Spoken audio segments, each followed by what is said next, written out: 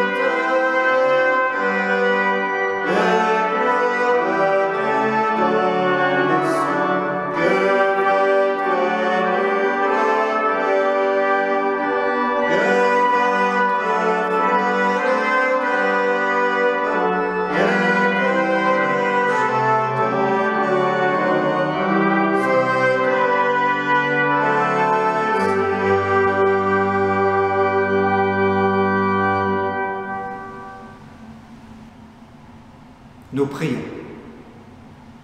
Seigneur, si tu veux m'attendre encore, je serai le 4e mage, parti de nulle part, parti sans étoile aux cieux, pour un voyage au bout du temps, pour un voyage au bout de moi. Quand les ténèbres alentour brouillent toute piste, quand ma boussole intérieure bat la chamade, quand ma route s'enroule sur elle-même, tu me montres quelque part dans la nuit l'étoile inconnue que tu fais lever pour moi. Tu me dis que je n'ai pas perdu ma vie, ce temps que j'avais rêvé tout autre. Tu me dis que tu m'attends encore, car la fête ne commencera pas sans moi. Et je serai le 4e mage, venu d'un voyage au bout du temps, de mon voyage au bout de moi. Alors Seigneur, je t'offrirai mon enfance, tapie sous les décombres de mon passé. J'adorerai l'enfant de Noël comme on s'agenouille, émerveillé, devant le miracle fragile d'une parole enfin devenue vraie. Et je te reconnaîtrai en l'enfant de Noël pour que je devienne enfin ton enfant. Sois le bienvenu, Seigneur, viens habiter dans mon cœur.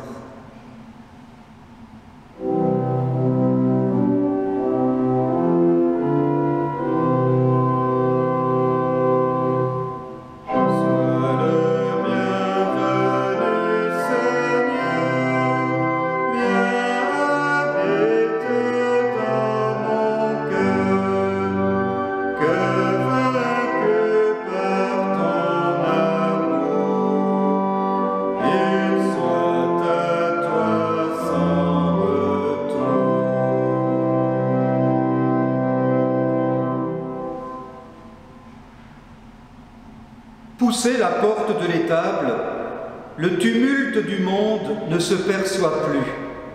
La cohorte jubilatoire des anges fait place au silence. La gloire de Dieu transparaît dans la simplicité du lieu et la lumière éclatante des cieux se focalise en douceur sur le nouveau-né. Calme et serein, l'enfant de la crèche attire et dispose au recueillement. Plus d'éparpillement, plus d'agitation, plus de distraction. Le moindre compliment serait alors superflu. Le corps, rompant avec toute arrogance, se plie immobile dans l'agenouillement. Le cœur, disponible à l'adoration, écoute monter en lui le doux babil de la présence divine.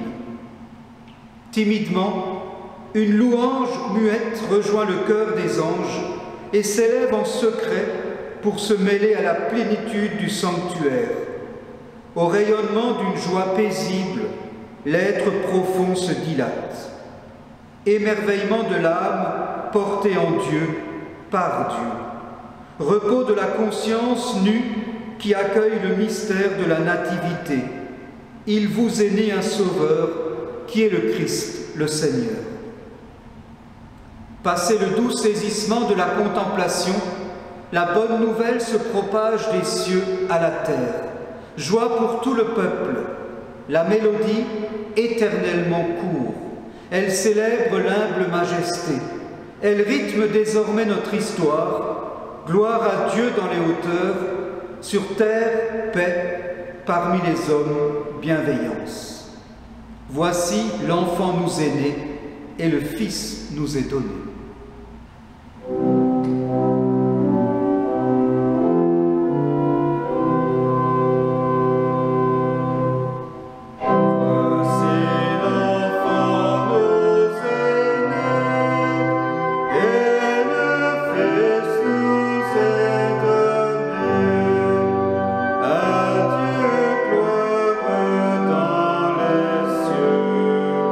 Grâce et paix dans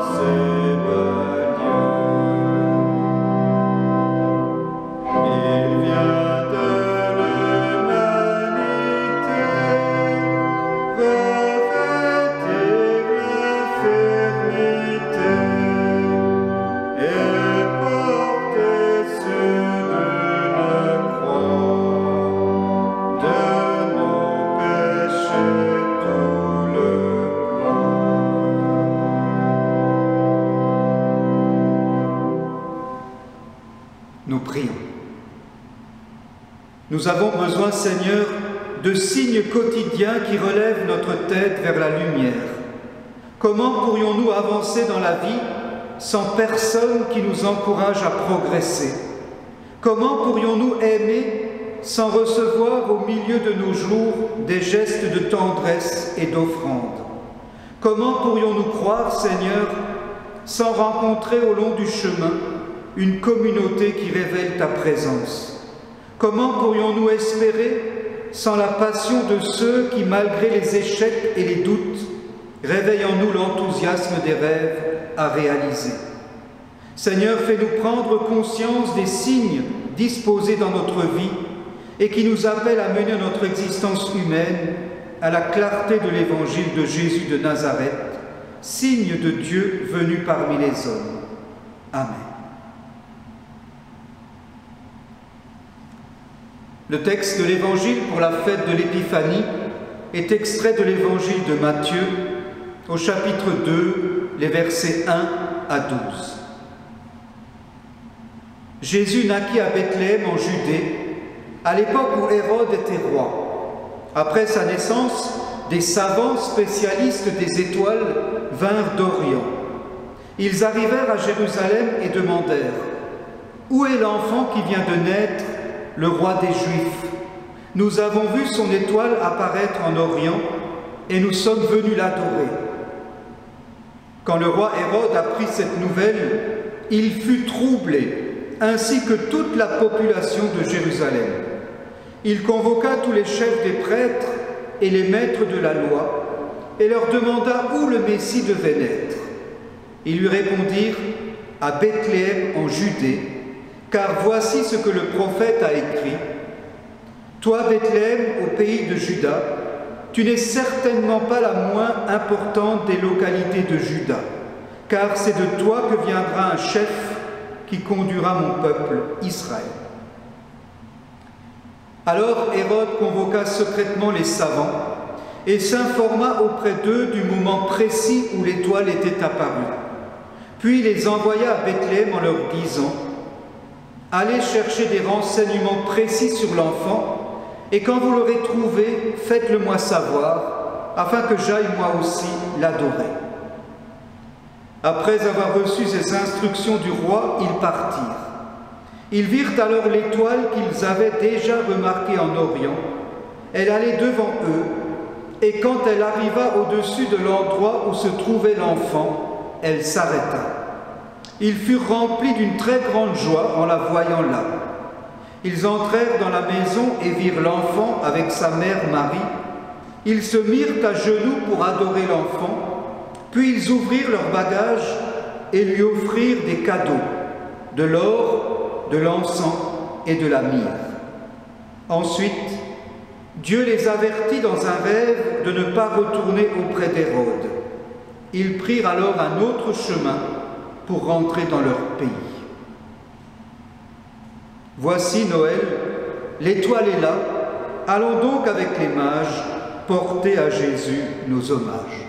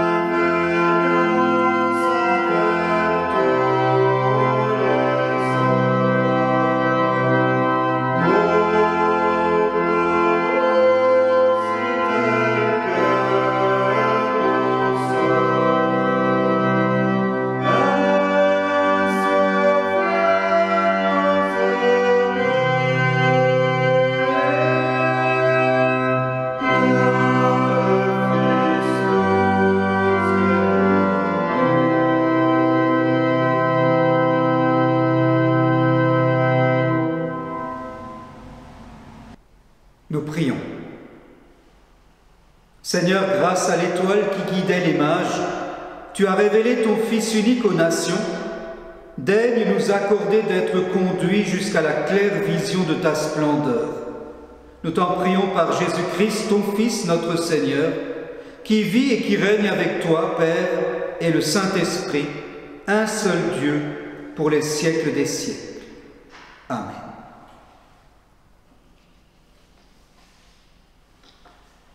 Un botaniste, un chirurgien et un électricien discutent pour savoir lequel de leurs 3 métiers est le plus ancien.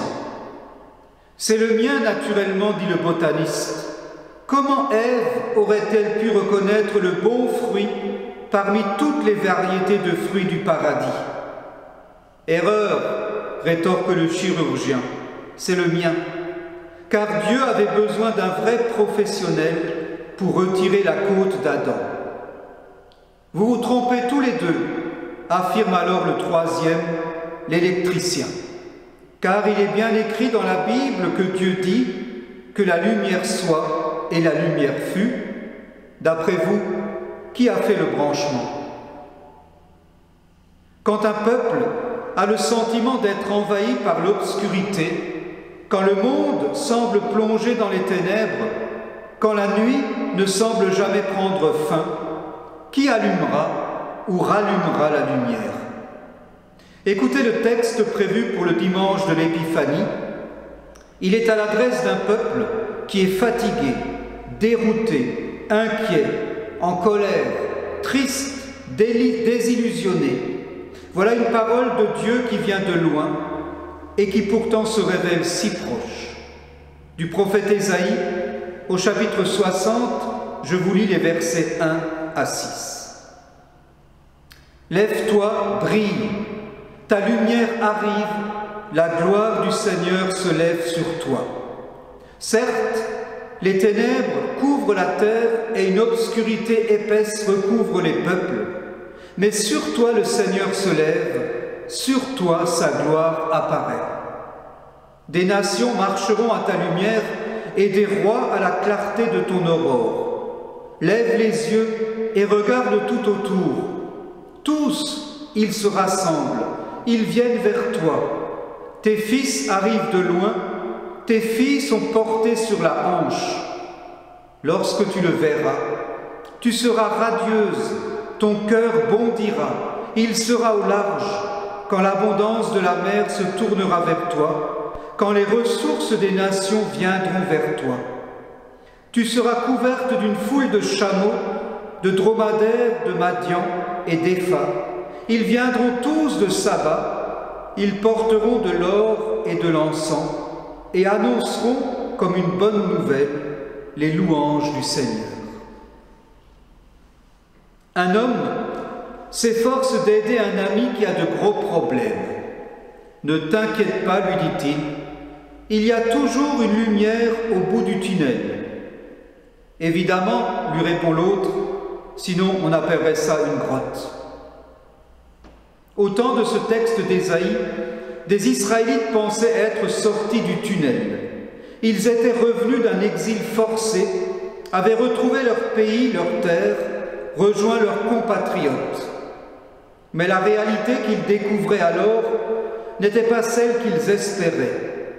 Ils avaient attendu tellement longtemps le moment du retour, ils l'avaient tellement désiré, ils s'en étaient fait une joie.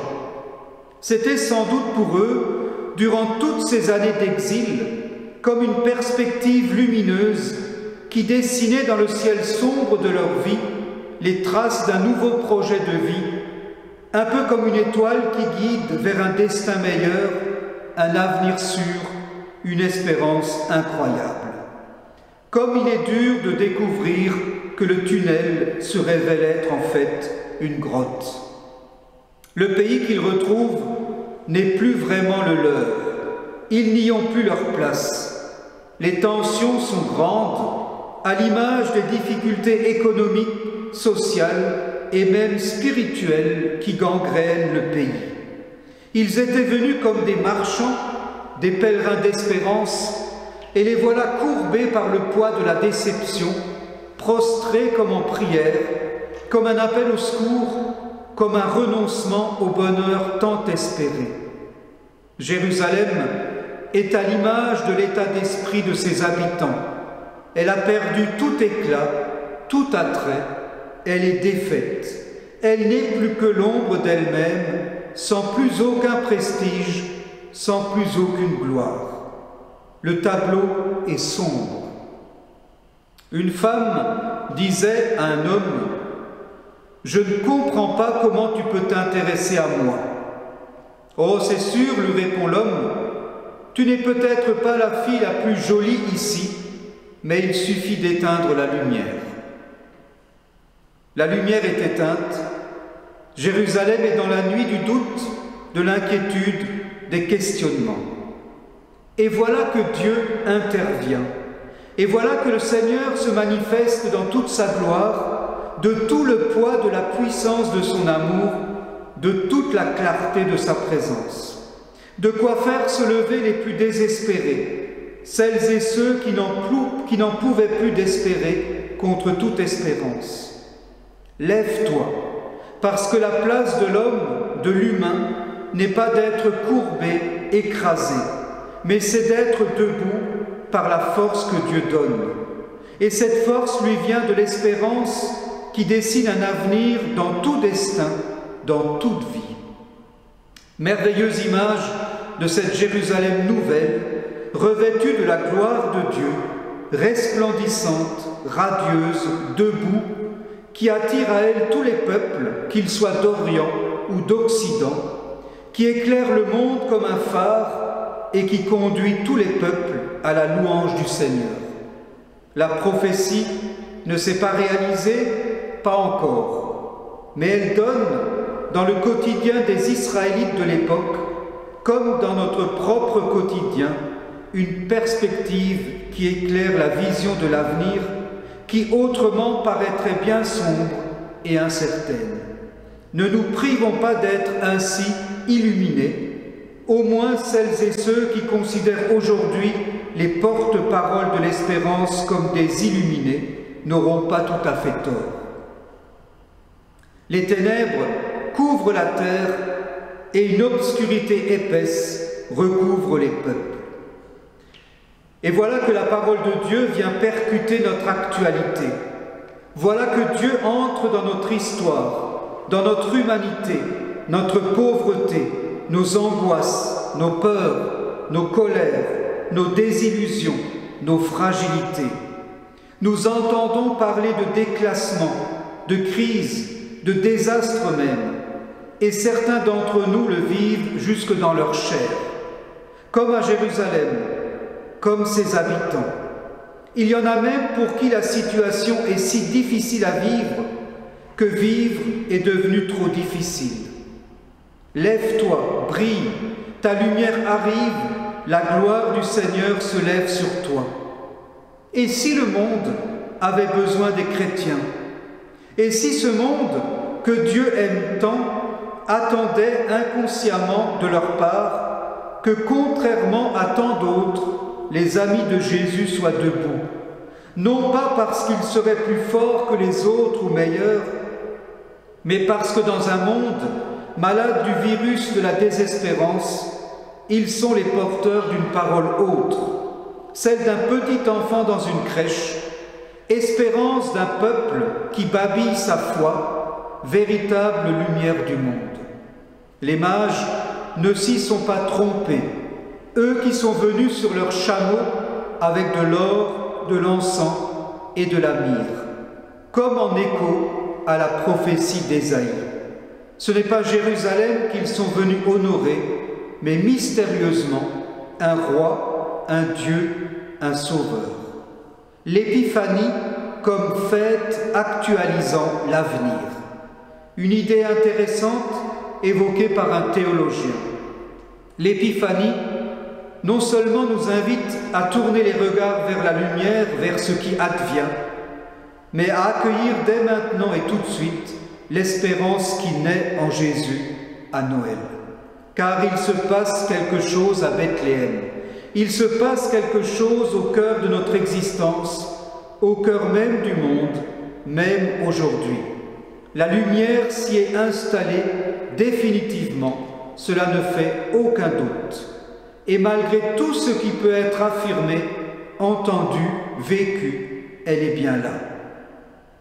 Toto demande à son papa, « Dis papa, c'est quoi l'amour ?» L'amour, Toto, c'est la lumière de la vie. Et le mariage, papa? Le mariage, Toto, c'est la facture d'électricité. Jésus est venu payer la facture par amour pour que nous ayons la vie, pour que tous les courbés de la terre puissent se lever, pour que tous ceux qui sont dans les ténèbres soient éclairés par lui, lumière du monde, pour que la gloire du Seigneur se lève sur chacune et chacun d'entre nous. RTE, réseau de transport d'électricité, suggérait vendredi dernier de revoir à la baisse nos consommations d'électricité pour éviter le risque d'un blackout total. Mais qui d'entre nous choisit de diminuer le chauffage en hiver ou la luminosité dans la maison alors qu'il fait froid et gris dehors? Alors non, il n'y a pas de raison de revoir à la baisse nos ambitions de bonheur, de paix, de joie, au fond notre besoin de lumière. D'autant plus que le froid et la grisaille tentent de s'installer dans les cœurs. L'amour de Dieu pour chacun de nous, c'est la lumière de la vie. La facture a été payée et il n'y aura pas de blackout parce que le courant entre Dieu et nous ne dépend ni de nous, ni des éléments extérieurs, mais de Dieu seul. Mon fils n'est pas une lumière, disait un parent d'élève au professeur principal. Non, mon fils n'est pas une lumière, d'accord, mais pourquoi lui proposez-vous un CAP électricité? La gloire du Seigneur se lève sur toi. Amen.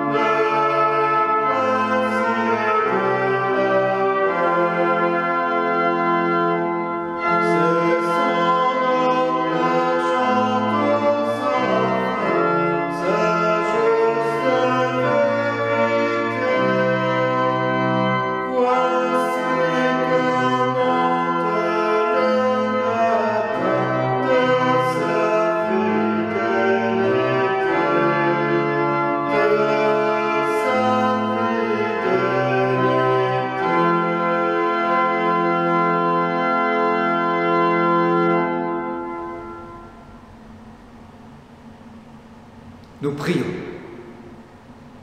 Seigneur, ta miséricorde est éternelle et tu n'abandonnes pas l'œuvre de tes mains. Nous te prions pour ceux qui ont vu se lever ton étoile et se sont mis en route vers toi. Que tous aient le courage d'avancer et la force de t'accueillir, toi le Seigneur, tel que tu te présentes au milieu de nous, dans la faiblesse et la pauvreté. Nous te prions pour les porteurs d'étoiles qui sont partout dans le monde, les témoins de ton évangile. Donne-leur d'être fidèles au message d'espérance et d'amour qu'ils transmettent et de marcher avec courage lorsqu'ils traversent le doute, le mépris, la souffrance. Nous te prions pour les semeurs d'étoiles que sont les hommes et les femmes qui luttent pour la justice et la liberté, pour ceux qui cherchent à soulager la faim, la maladie, l'ignorance, qu'ils trouvent leur joie dans le regard d'amour de ceux qu'ils aident, comme les mages l'ont trouvé dans le regard de Jésus, de Joseph et de Marie. Et que nous puissions être, par ta gloire que tu fais lever sur nous, lumière pour ce monde qui en a tant besoin. Seigneur, garde nos proches, nos amis, toutes les personnes qui sont dans la joie, comme toutes celles qui sont dans la peine, le deuil, la solitude, ou dans l'angoisse devant les incertitudes de la vie. Nous te le remettons maintenant dans le secret de nos cœurs.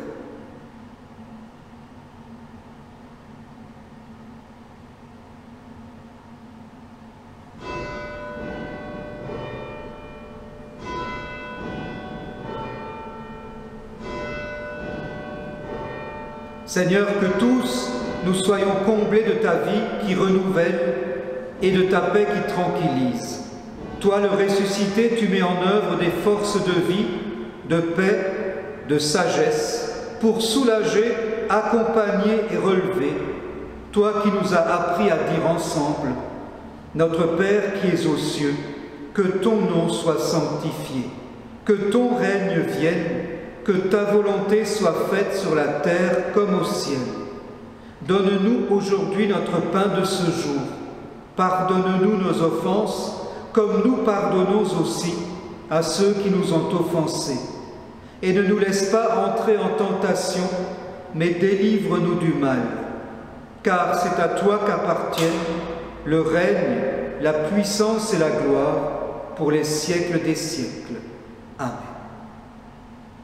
Ô nuit bienveillante, ô nuit rassurante, douce nuit du premier Noël. Je vous invite à prendre ce chant comme pour prolonger encore un peu dans nos cœurs et dans notre quotidien cette douceur et cette lumière du premier Noël, un petit cadeau que nous nous offrons encore.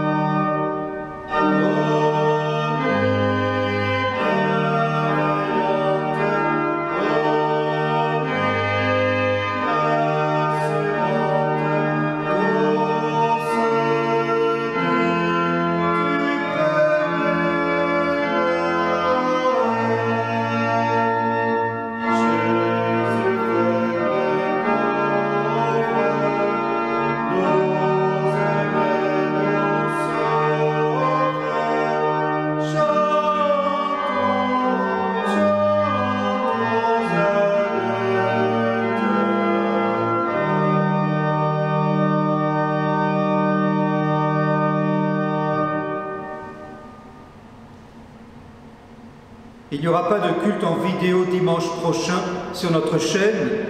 Nous nous retrouverons pour une prochaine célébration le dimanche 24 janvier. Nous prions.